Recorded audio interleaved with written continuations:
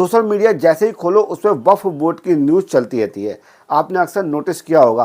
और वक्फ बोर्ड के बारे में दोस्तों कई तरह की मान्यताएं हैं और कई तरह की दोस्तों अफवाहें भी उड़ाई जा रही है। आखिर दोस्तों वक्फ बोर्ड क्या है, इसकी क्यों ज़रूरत है और आखिर इसे क्यों बनाया गया है, आइए सुनते हैं खान सर के मुख से उन्होंने क्या बताया।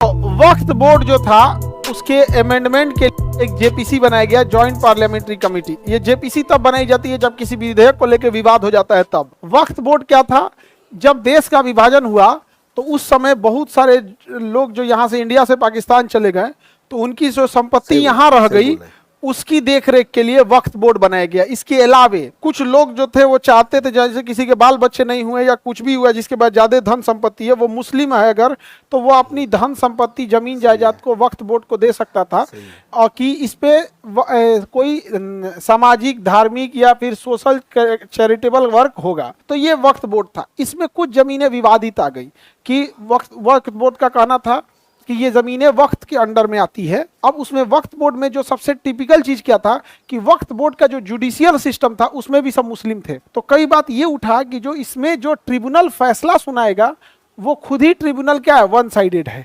तो इसमें संशोधन की बात होने लगी। तो अब इसमें एक पक्ष का क्या है, विरोध करना है। हालांकि वक्फ बोर्ड के पास जितनी ज़मीनें थी, वक्फ बोर्ड ने मुसलमानों के कल्याण के लिए अगर वक्फ बोर्ड की ज़मीन का यूज़ किया होता तो आज मुसलमान बहुत आगे गए होते। इन्होंने कोई खास यूज़ नहीं किया। और जैसा कि सारे सरकारी डिपार्टमेंट में होता है कि जो एक बार बैठ जाता है वो अपने सगे संबंधी रिश्तेदार हैंतन में लग जाता है, कोई उतना हुआ नहीं। तो बाद में अब जब गवर्नमेंट आई तो वक्फ बोर्ड विधेयक में क्या कही, संशोधन लाई। तो इसका जब विरोध हुआ तो इसके लिए ज्वाइंट पार्लियामेंट्री कमेटी बनाई गई कि जेपीसी की इसमें अपनी अपनी बातों को रखिएगा। जेपीसी में जितने सुधार को रखा गया था सारे सुधार को, सारे आपत्तियों को खारिज कर दिया गया। कहा कि आप लोग का मांग कुछ ऐसा नहीं है, संशोधन होगा तो होगा। अब सरकार इसमें क्या कर रही है, संशोधन कर रही है। समझ में आ गया कि नहीं आ गया? आगे बढ़े। इसमें क्या होगा कि पावर डीएम को दिया जाएगा और पावर डीएम को देते, पावर किसको मिल जाएगा, राज्य सरकार को। क्योंकि पावर किसके पास चला जाएगा, डीएम को गया। डीएम मतलब राज्य सरकार, डीएम मतलब डीएम कोई स्वायत्त संस्था थोड़ी है। अब इसी को लेके बात चल रहा होता है कि जो लोग भारत से पाकिस्तान चले गए थे ना, उनकी जमीन उखाड़ के तो नहीं ले गए थे, वो जमीनें यहीं छूट गई थी, छोड़ के गए थे। और जो पाकिस्तान से हिंदू भारत में आए थे, सिख आए थे, उनकी जमीनें पाकिस्तान में छूट गई थी। पाकिस्तान वालों ने उनकी जमीन लूट लिया, लूट लिया। हिंदू, सिख, जैन का पाकिस्तान में क्या हाल है आप तो जानते ही हैं। लेकिन भारत क्योंकि एक ब्रॉड थिंकिंग दूर तक था, तो उसने कहा कि ये जो उनकी जमीनें हैं इसको देख रेख करने के लिए एक बोर्ड बना दिया।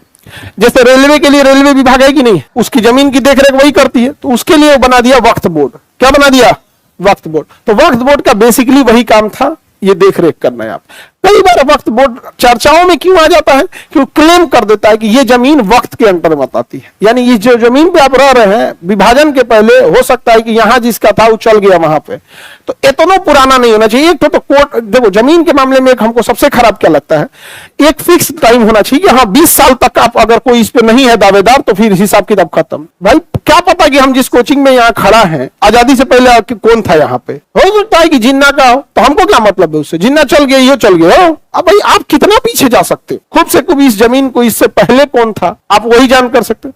तो वो तो वक्त जो चर्चा में आई है वो क्लेम की वजह से आई है। कई जगह क्लेम कर देती नहीं ये ऐसा था यहाँ पे। बाकी वक्त का पावर अलग है, उसका कोर्टे अलग है, उसका कोर्ट क्या है, अलग। लेकिन वो सुप्रीम कोर्ट हाई कोर्ट से ऊपर नहीं है। वक्त के फैसले के खिलाफ कहां जा सकते हैं, हाई कोर्ट, सुप्रीम कोर्ट जा सकते हैं। वीडियो को देखने के बाद दोस्तों आपको वक्फ बोर्ड के बारे में संपूर्ण जानकारी लग गई होगी कि वक्फ बोर्ड क्यों बनाया गया है और इसे क्यों लाना जरूरी था और इससे क्या फ़ायदे हैं और क्या नुकसान है। खान सर ने दोस्तों अच्छे तरीके से समझाया हुआ है। कमेंट बॉक्स में दोस्तों आप अपने विचार जरूर लिखिएगा। जय श्री राम।